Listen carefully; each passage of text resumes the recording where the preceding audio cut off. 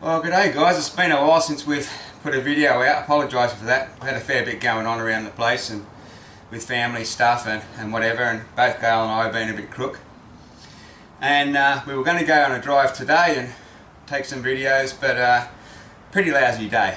So I still wanted to do something, so I thought I'd just get in and have a bit of a chat about tyre pressures. There's been a lot of talk about tyre pressures, and you've only got to go for a drive down the beach or watch some videos on the beach. Pretty always find that there's one or two or a few more that don't understand the importance of tyre pressures, especially on sand, but also pretty much in all four-wheel drive situations. So I just want to give you an example of how much extra bite, how much extra part of your tyre you can actually have on the ground to give you more grip by playing around with your tyre pressures. Now I normally run my tyre pressures at about, this one's, I've got it set on 40 pound now, and I'm doing a width measurement from the front of the tread to the back of the tread, which I'll give you a better look at in a minute. I'm going to measure that, and then we'll let the tyre pressures down and measure it again, and that may help you visualise how much difference it can make.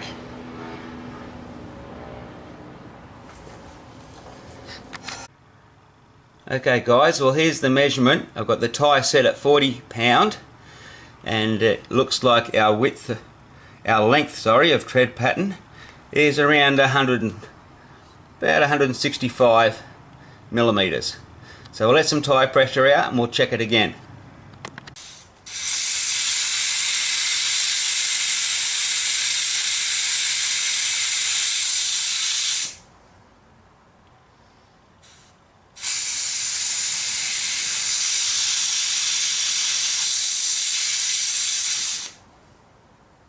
Okay, that's 15 pound. Now I'll do a remeasure.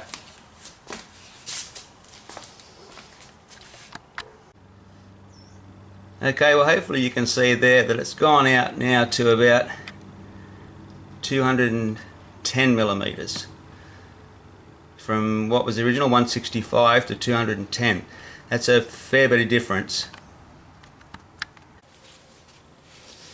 Okay guys, well I've got the old calculator out and tried to get in actual figures what these different lengths of tread tyre actually mean.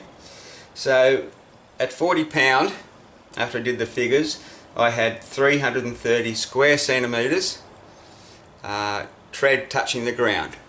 So that's per tyre, 330 square centimetres. When I took it down to 15 pound, I got 808 square centimetres touching the ground, touching the road.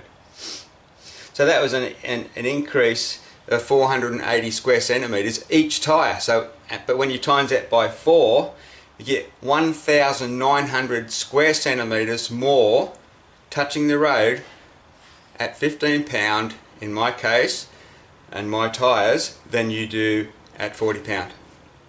That's a massive amount of difference, a massive amount of extra grip, increased braking power if needed. It makes it easier to climb over things, and especially on sand you can float more on the top rather than try and dig holes and drive through it. You want to drive on it rather than through it. That's why you see people on the beach bogged all the time, because they don't understand the principles of tyre pressure in off-roading. One other thing I'd like to say is you'll often get some four-wheel drivers, especially new ones, inexperienced ones, that will say that letting your tyre pressures down if you're on rocky ground, etc., is just going to increase your chance of a puncture. The reverse is the case. How can I paint a picture of that for you? Grab a balloon, a party balloon, got a little bit of air in it, just enough to be able to tie it off, and then try and stick a pin in that balloon. You'll find it's quite hard for the pin to pierce the balloon. Then you blow up another balloon to the normal type pressure you would have in a balloon, tie it off, and you bring your pin towards the balloon then, and it's only just got to touch it and bang. And that's the difference, because at less pressure there's more, the tyre becomes a little bit more malleable, where it will go around things.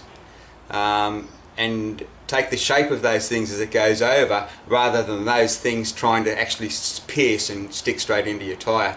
Same sort of principle.